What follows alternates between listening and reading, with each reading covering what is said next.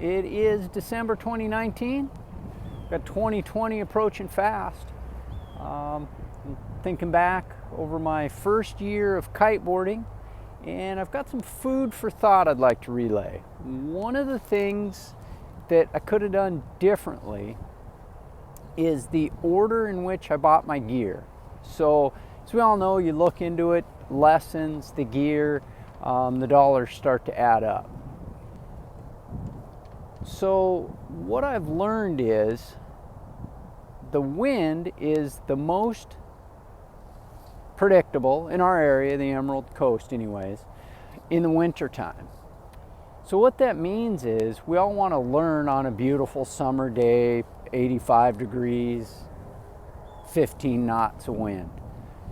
Pretty hard to get that to line up with an instructor's schedule, the conditions, and then my work schedule. So what happens is we all concede, okay, we're going to take lessons. Well, how do you get those planned, and when do all the schedules and the weather line up? Well, it's most likely it's not going to be warm out. So one of the things that I would buy right up front is ideally a dry suit. That way, from lesson number one, you are warm and comfortable, and as your kiteboarding evolves, it's another piece of gear that you own and you get maximum use out of because you bought it right in the start. Obviously, that's ideal and very expensive. Maybe buying a new, nice wetsuit is a better compromise. A couple things to consider there if you're going to buy a wetsuit.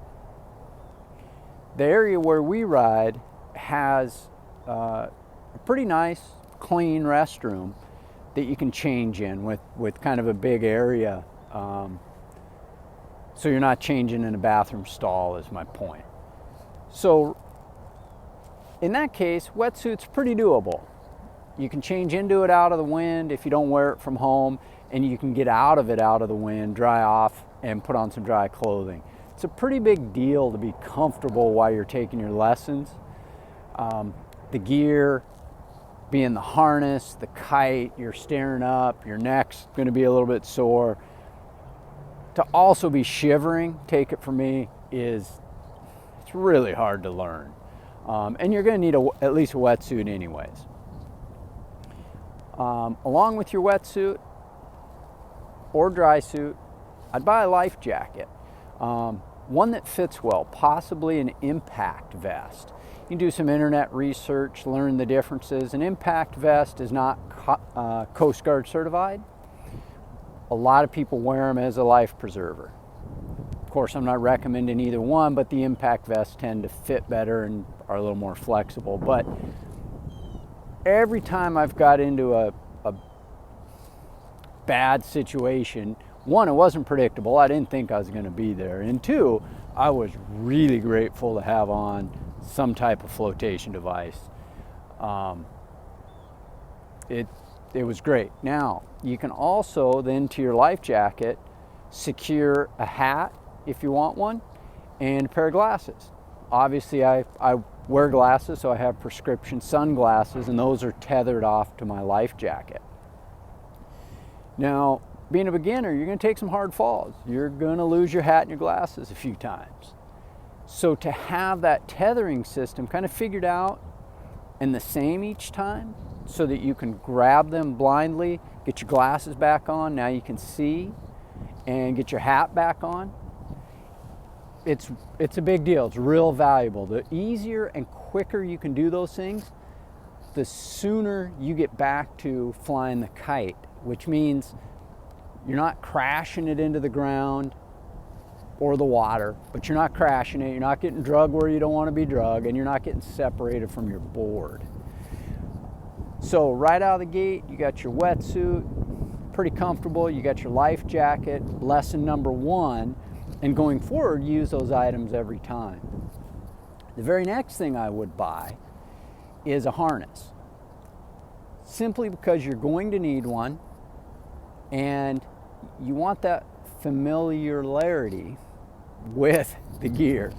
And they're not very comfortable. So to have the same harness each time with the same pressure points, you get used to it. And it's comforting to show up at the beach. Lesson number 2, you put your wetsuit on, your life jacket, you get your hat, your glasses, and your harness. Then the instructor will provide the kite and the board for the day.